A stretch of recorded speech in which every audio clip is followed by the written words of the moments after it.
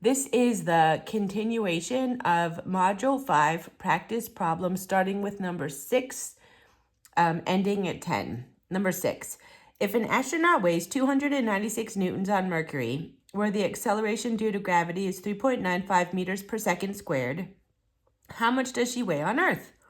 All right. When an object moves from one planet to another, its weight changes, but its mass doesn't.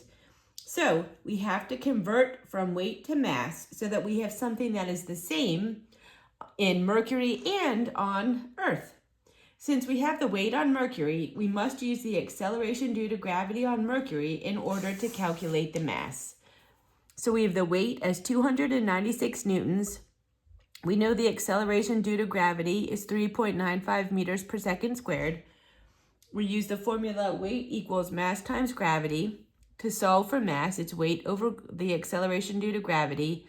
So you put 296 kilogram meter per second squared divided by 3.95 meter per second squared. And you get the mass as 74.9 kilograms. So once again, although the weight changes, the mass is going to stay the same between Mercury and the Earth. So the mass that we just solved was 74.9 kilograms. We know our acceleration due to gravity is 9.8 meters per second squared. So to calculate the weight, we say weight equals mass times gravity, 74.9 kilograms times 9.8 meters per second squared. And you end up getting a weight of 730 newtons. So the astronaut then weighs 730 newtons on Earth. Question number 7. A 745 kilogram box is sliding across the floor, and they give you the static coefficient of friction and the kinetic coefficient of friction. We automatically know it's going to use the kinetic coefficient of friction because it says it's sliding across the floor. What is the frictional force between the box and the floor? All right. In order to calculate the frictional force, we need to know the normal force. And to get that, we have to figure out the weight. So the weight is mass times gravity. We know the mass, it's 745 kilograms, and obviously we know gravity. The acceleration due to gravity is 9.8 meters per second squared. So then the weight is mass times gravity. We get 7,300 newtons.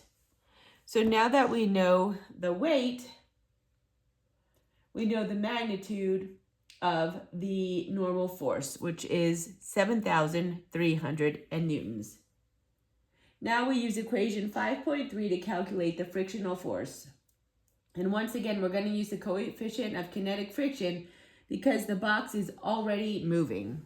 The frictional force is the normal force times the coefficient of kinetic friction. We get force equals 0.32 times 7,300 newtons. You end up getting the frictional force of 2,300 newtons. Question number 8. While driving down a country road, a man has to stop because a 314-pound rock has fallen off of a hill and has landed in the middle of the road. They give us two coefficients of friction, the static one and a kinetic one. What is the magnitude of the frictional force the man must overcome to get the rock moving? Okay, so the rock is stopped. So it's not moving. So we're going to automatically know we're going to use the static coefficient of friction. So the weight is given to us as 314 pounds. So if we know the weight is 314 pounds, we know that the normal force is also 314 pounds. Therefore, the frictional force is the coefficient of static friction times the normal force. So the frictional force equals 0.45 times 314 pounds, and we get a frictional force as 1.4 times 10 to the second pounds. Problem number 9. A construction worker is sliding a 74 kilogram box of bricks across a wooden board. They give us two coefficients of friction, a static one and a kinetic one. If the man pushes with a force of 92 newtons, how fast will the box accelerate? make the calculation for when the box is already moving. So once again, it's telling us to use the the coefficient for kinetic friction of 0.12. So we know the mass of the box is 74 kilograms. We should figure out what the weight is, so then we can figure out what the normal force is. We know the acceleration due to gravity is 9.8 meters per second squared. So the weight is mass times gravity. We get 730 newtons as the weight, which is also the magnitude of the normal force. Once we have that, we can calculate the frictional force equals the coefficient of kinetic friction times the normal force. So we say F equals 0.12 times 730 newtons. You'll end up getting the frictional force of 88 newtons. Now we can finally sum up the horizontal forces. We need to take the direction of the force into account explicitly in our summation. So what we have to say here, the sigma F, or the sum of all the forces, is the force of the person pushing minus the force of friction equals the mass times the acceleration. We're trying to solve for the acceleration. So we can say the acceleration is 0.05 meters per second squared. And lastly, question 10. A young boy found a box that he can use to make a fort. He put some other treasures he found into the box so that its weight is 11 pounds. He tied it to the back of his bike and is pulling it down the road. So it's moving, the box is moving. With what force must he pull the box in order to keep it moving at a constant velocity?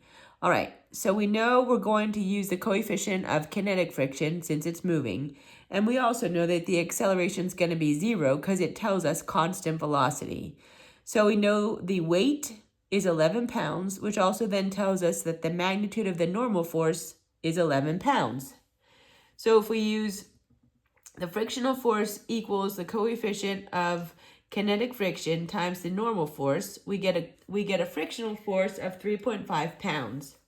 So then once again, we can put all that information that we know and figure out that the sum of all the forces is equal to 0 since acceleration is 0.